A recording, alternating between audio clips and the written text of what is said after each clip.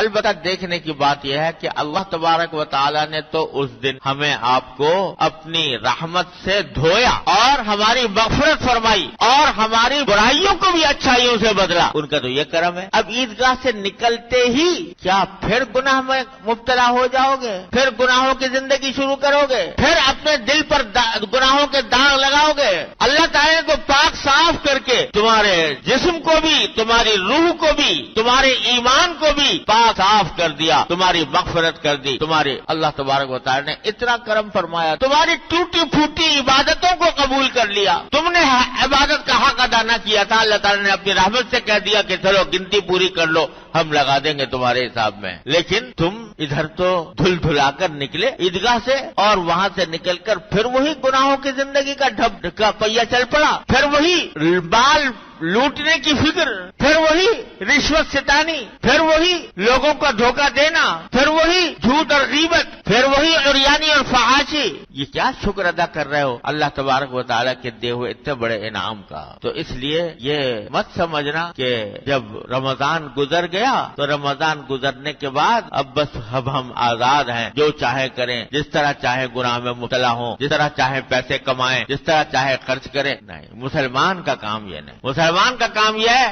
کہ جب ایک کپڑا تازہ تازہ دھل کر آیا تو جتنا تازہ ہوگا، جتنا نیا ہوگا، اتنی ہی حفاظت بھی زیادہ کی جائے، کیونکہ اس تازہ اور نئے کپڑے پر چھوٹا سا بھی داغ لگے گا تو بہت برا لگے گا، دور سے نظر آئے گا. میلا کچیلا کپڑا ہے، اس پر 10 داغ پہلے سے لگے ہوئے، ایک اور لگ گیا تو کیا ہو گیا. لیکن جو صاف ستھرا دھلا ہوا کپڑا ہے اس کے اوپر اگر ایک چھوٹا سا بھی داغ لگ جائے گا تو بہت ہی بھدا معلوم ہوگا. لہذا جب اللہ تعالیٰ نے اپنے فضل و کرم سے، اپنی رحمت سے ہمیں آپ کو دھو دیا تو اب ذرا کوشش کرو کہ اب دوبارہ یہ داغ گناہوں کے نہ لگے. اس بات کا عزم کر لو. جس طرح رمضان کے اندر جب روزے میں پیاس لگتی تھی تو پیاس پانی پینے کو جی چاہتا تھا لیکن نہیں پیتے تھے. کیوں نہیں پیتے تھے؟ کہ اللہ تبارک و تعالیٰ کی ناراضی کا ڈر ہے، روزہ ٹوٹ جائے گا، اللہ تعالیٰ ناراض ہو جائیں گے، اس لیے نہیں پیتے تھے. اب تمہارے سامنے بہت سے گناہوں کے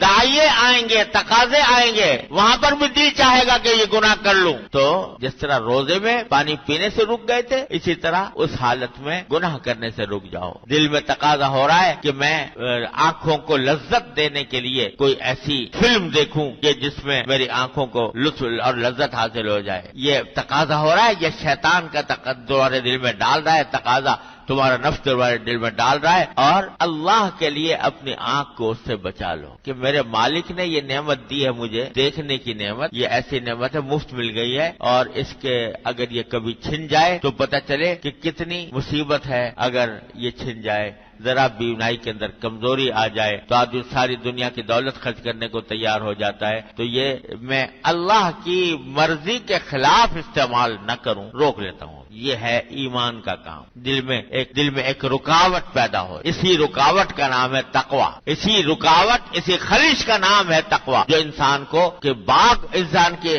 خواہشات کے اندر لگام ڈال دیتی ہے. جس طرح روزے میں تھا، بھئی یہاں پر بھی یہ کام کرو. غیبت کرنے کو مجلس جمی ہوئی ہے، ہنسی مذاق ہو رہا ہے، ہنسی ٹٹے ہو رہے ہیں، اور اس میں کسی کا ذکر آ گیا، اس کا مذاق اڑایا جا رہا ہے، اس کی برائی کی جا رہی ہے، اس میں مزہ آ رہا ہے. یہ گناہ کا تقاضا پیدا ہوا. تو جس طرح روزے میں رک جاتے تھے، اسی طرح اس موقع پر بھی رک جاؤ کہ نہیں میں کسی مسلمان بھائی کی اس کے پیٹھ پیچھے برائی نہیں کروں گا، کسی کا اس طرح مذاق نہیں اڑاؤں گا کہ جس سے اس کی دل آزاری ہو، اس کی دل شکنی ہو، اس کا دل ٹوٹے. ایک واقعہ آ گیا سامنے کہ کوئی شخص ہے، اس کا کام تمہارے سے اٹک گیا. اب تمہارے پاس ایک موقع ہے کہ اس سے ایک خطیر رقم کا مطالبہ کرو، رشوت. تمہیں کسی ملازم ہو، کہیں محکمے کے سربراہ ہو یا محکمے کے اندر کوئی ذمہ داری کا کام تم کرنے والے ہو، اور وہاں پر کوئی آدمی کسی آدمی کا کام پھنس گیا اور تمہارے پاس موقع ہے کہ تم اس سے ہزاروں لاکھوں کا مطالبہ کر لو رشوت کا. اس وقت امتحان ہے، تمہارے روزے کا امتحان ہے کہ جو روزہ رکھا تھا اس سے یہ تقوی پیدا ہوا کہ نہیں ہوا کہ میں اس لاکھوں روپے کے اوپر ٹھوکر مار دیتا ہوں، کیونکہ یہ حرام کی کمائی ہے، یہ میری رزق کو حرام کرے گی، اس سے میرے جسم پر جو گوشت ہو جائے گا وہ حرام کا گوشت اگے گا، میں اپنے بچوں کو کھلاؤں گا تو بچے حرام سے پلیں گے، یہ دماغ میں خیال آ گیا۔ یہ ہے روزے کا حق، یہ ہے کہ اپنی آئندہ زندگی کے اندر تمہارے دل میں یہ خیال پیدا ہونے لگے کہ میں اپنی اولاد کو حرام سے نہیں پالوں گا، اپنے جسم کا گوشت حرام سے نہیں اگاؤں گا، چاہے مجھے دال روٹی پر اتباع کرنا پڑے، چاہے مجھے بھوکا رہنا پڑے،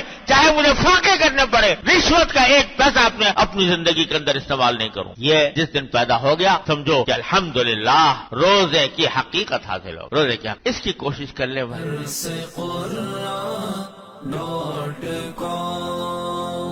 www.darsequran.com